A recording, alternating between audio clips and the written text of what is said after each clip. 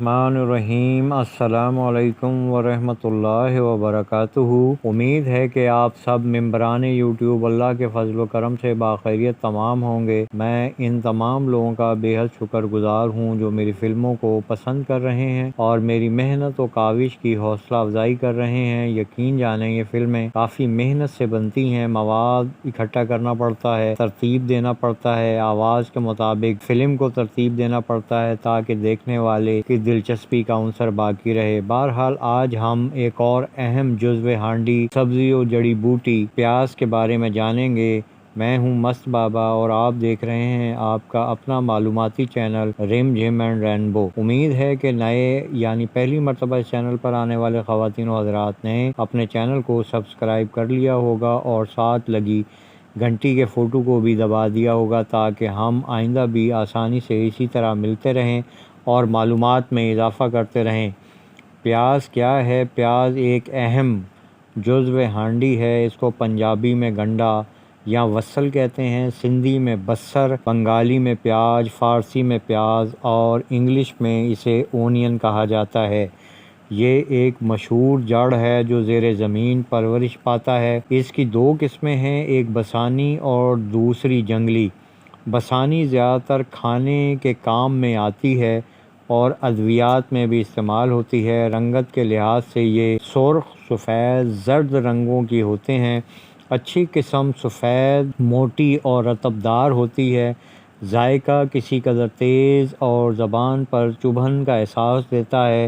موسم سرما میں اس کی تخم ریزی کی جاتی ہے جس سے پختہ گانٹھیں حاصل کرتے ہیں اور حصول تخم کے لیے دوسرے سال انہی گانٹھوں کو زیر زمین گاڑ دیتے ہیں جن سے پتے برآمد ہوتے ہیں۔ ان کے درمیان سے گول گندل سی نکلتی ہے جو پتوں کی طرح اور مضبوط ہوتی ہے۔ یہ موٹی اور قدرے کھوکھلی ہوتی ہے۔ اس طرح چوٹی پر ننھے ننھے سفید پھولوں کا ایک گچھا کھلتا ہے جو چھتری کی طرح پھیل جاتا ہے۔ یہ گچھا تقریباً 3 انچ عریض ہوتا ہے جس میں چھوٹی چھوٹی ڈوڈیاں لگتی ہیں۔ پختگی میں ان میں ننھے ننھے بیج بن جاتے ہیں جس کی صورت سنترے کی پھانکوں کی طرح ہوتی ہے اور اس پر چوڑائی کے رخ میں 2 سے 3 ابھری ہوئی لکیریں بھی پائی جاتی ہیں۔ ایک ڈوڈی سے متعدد بیج نکلتے ہیں جو کالے اور سخت ہوتے ہیں۔ یہ تقریباً کلونجی کے شکل سے مشابہ ہوتے ہیں۔ پیاز کو ہماری روزمرہ کی خوراک میں بڑا دخل ہے۔ اس کا سائز چھوٹا، بڑا اور رنگت بھی مختلف ہوتی ہے۔ پیاز کا سائز جو سندھ والا پیاز ہے اس کا جو سائز ہے وہ 3 انچ تک ہے اور اس کا وزن جو ہے وہ 12 چھٹانک ہوتا ہے۔ اس کے علاوہ ہندوستان اور پاکستان میں کے باقی علاقوں میں جو پیاز پایا جاتا ہے اس کی جو ایک گرہ یا جس کو ہم ایک پیاز کہتے ہیں اس کا قطر یعنی گولائی جو ہے وہ تقریباً 4 انچ تک ہوتی ہے اور اس کا وزن جو ہے وہ تقریباً 1 پاؤ تک ہوتا ہے۔ پیاز استسقاء کے مریض اور گردوں کے امراض میں حیرت انگیز طور پر فائدہ دیتا ہے۔ یہ تیسرے درجے میں گرم اور خشک مانا جاتا ہے۔ یہ مختلف اعضاء پر مختلف اثر رکھتا ہے۔ امراض دماغ میں سر درد کے لیے پیاز کو کوٹ کر سونگھنے سے اکثر آرام آ جاتا ہے۔ اگر پیاز باریک پیس کر تلوؤں کا لیپ کریں تو اس سے بھی سر کا درد جو ہے وہ دور ہو جاتا ہے۔ پیاز تخم مہوا اور کالی مرچوں کے پانی میں پیس کر درد سے شقیقہ یعنی آدھے سر کا درد جو درد شقیقہ ہوتا ہے اس میں اگر مخالف نتنے میں اس کے قطرے ٹپکائے جائیں تو اس سے فائدہ ہو جاتا ہے۔ شقیقہ آدھے سر کا درد ہوتا ہے، اگر دائیں سائیڈ پہ ہو تو بائیں سائیڈ کے نتنے پر اور بائیں سائیڈ میں سر میں درد ہو تو دائیں سائیڈ ناک کے نتنے میں اس کے جو قطرے ہیں اگر وہ ٹپکائے جائیں تو اس سے شفا ہو جاتی ہے۔ سفید پیاز کا عرق ناک میں ٹپکانے سے شراب کا نشہ اور مرگی کا دورہ دور ہو جاتا ہے۔ امراض چشم میں اس کا عرق آنکھوں میں ڈالنے سے شب کوری دور ہو جاتی ہے۔ سرخ پیاز کا رس آنکھوں میں ڈالیں تو ناخونہ دور ہوتا ہے۔ پیاز کے عرق میں مصری حل کر کے آنکھوں میں ڈالنے سے شب کور اور آنکھوں کی گرمی میں فائدہ ہو جاتا ہے۔ امراض گوش میں یعنی امراض کان میں اس کا رس اگر کانوں میں ٹپکایا جائے تو اس سے کانوں کی سماعت کو بہت فائدہ ہوتا ہے اور سیلان گوش دفع ہوتا ہے۔ کان کے کے کیڑے مر جاتے ہیں۔ اگر کان میں سخت درد ہو تو اسے افیون میں حل کر کے کان میں ڈالیں۔ ارک پیاز لعاب السی گرم کر کے لگانے سے ورم گوشت تحلیل ہو جاتا ہے۔ ورم گوشت یعنی جو اگر سوجن وغیرہ اگر کوئی کان میں ہو تو وہ اس سے بہتر ہو جاتی ہے۔ دانتوں کی اگر ہم بات کریں تو پیاز اور کلونجی برابر لے کر چلم میں رکھ کر اس کا دھواں پئیں اور رال ٹپکاتے رہیں تو دانتوں کا درد دور ہو جاتا ہے۔ چلم جو حکے کے اوپر ہوتی ہے اس میں آپ ان چیزوں کو ڈالیں اور جیسے حکا کشید کرتے ہیں یا حکا پیتے ہیں اس طریقے سے پئیں، لیکن جو بھی آپ کے منہ میں رال آئے گی اس کو آپ نے ٹپکاتے رہنا ہے۔ امراض حلق میں پیاز کو اچھی طرح سے کوٹ کر الگ کر کے اس کا ضماد کریں۔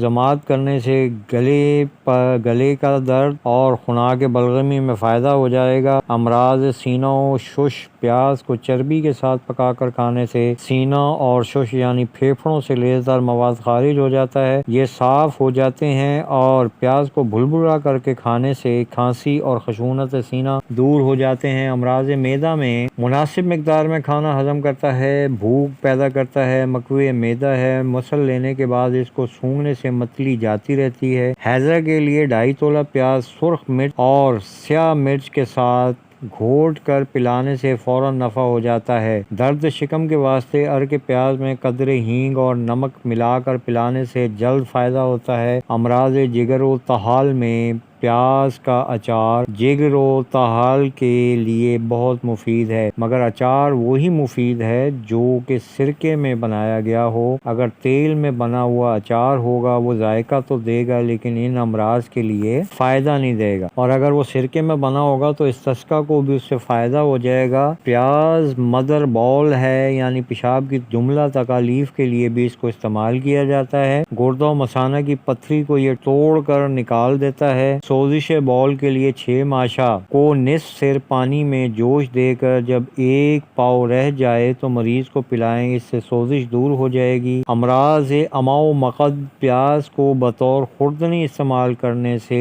کرم شکم دور ہو جاتا ہے۔ خوردنی پیاز میں ارک پیاز کو دہی میں ملا کر دینے سے نفع ہو جاتا ہے۔ امراض مرداں کے لیے گوشت کو پیاز کے ساتھ پکا کر روغن زرد کافی ڈال کر استعمال کریں، یہ قوی اور محرک ہے۔ زردی بیضہ مرغ 1 عدد کو پیاز کے پانی، گاجر کے پانی اور گائے کے گھی میں ہم وزن لے کر آگ پر پکائیں، جب قدرے یہ پک جائے تو مریض کو کھلائیں، یہ مریض کے لیے فائدہ مند ہے۔ امراض زنان کی ہم بات کریں تو پیاز کو پانی میں جوش دے کر پلانے سے ایام کی بے قاعدگی میں فائدہ ہو جاتا ہے۔ بطور ترکاری گھی میں پکا کر کھلانا بھی اس کے لیے مفید ہے۔ امراض وبائی اور امراض ہوائی میں پیاز کا کھانا، پیاز کا سونگھنا، پیاز کا پاس رکھنا مضر اثرات سے بچاتا ہے۔ سخت لو اور گرمی میں اگر پیاز آپ اپنے پاس رکھیں تو آپ کو یہ لو